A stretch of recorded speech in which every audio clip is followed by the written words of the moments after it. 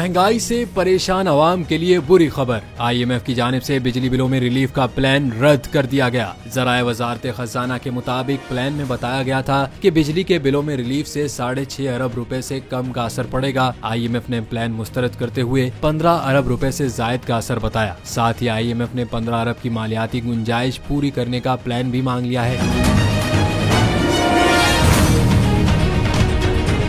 ज़राए के मुताबिक IMF के साथ दोबारा प्लान शेयर किया जाना है, जिसके बाइस ताखीर हो रही है। नया प्लान शेयर होने पर IMF हुकाम और वजारत खजाना दोबारा बात करेंगे। ज़राए के मुताबिक बिजली के बिलों में रिलीफ देने के लिए बजट से आउट न होने की IMF को यकीन दहानी कराई गई है।